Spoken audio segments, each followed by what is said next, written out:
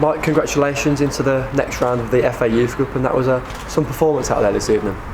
Yeah, no, I was really pleased. They're very capable as a team and as individuals, but like on a night like this, it's about bringing the individual performances into the unit, into the collective then, and it's difficult. Like, it's the 16-year-olds going into a big game, first time they've had that experience, and you never know how they're going to adapt, but I think they settled into the game really, really well early, established a dominance on the ball, which I'm really pleased with. I talked about in the build-up about the identity and what we wanted to showcase, and they definitely did that tonight. They built and played through the thirds really well.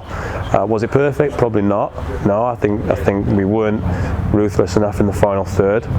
We're definitely ruthless enough in the defensive third, and then in between we were good. So for the kind of dominance that they showed tonight, I expected more. But having said that, delighted with how they applied themselves, the effort, the work rate that they showed, even at 5-0, pressing hard, creating chances, and actually playing with a smile on their face, which was pleasing. In the build-up to this, we spoke a lot about playing under the lights on the first team pitch, and maybe some nerve, maybe plenty of excitement, but they looked to enjoy themselves out there. Yeah, that's what we talked about before. We didn't build the game up too much beforehand. Obviously we'd had Evesham watched, and they were similar to what we'd expected. They tried, they had their strengths, and I think we were able to nullify that. I thought the two centre-backs dealt with the physical presence of their striker really, really well, and then the rest of the team, I think they settled into their pattern quite quickly.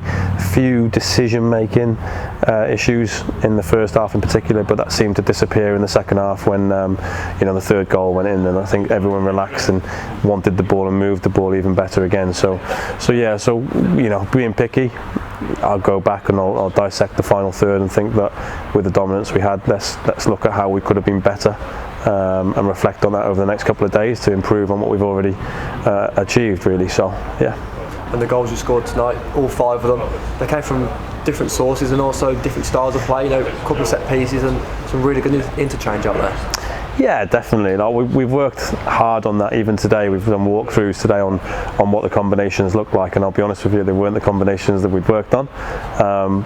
But by the nature of the movements, it was actually a reverse movement of what we looked at, and tweaked slightly that got us our success. And then the set plays is something that it's a massive part of the game. And they're on the first team stadium today. First team games and often settled by set plays. So we'll talk about the importance of that end, but also at the other end, Finn Howell makes a header off a defensive corner at 5. You think, don't go and ruin it now by just conceding a sloppy one, but he gets his head on it, flicks it on, and keeps it out. So vitally important that they learn those, like we talked about, learning opportunities, how to deal with set plays under pressure in big games under the lights.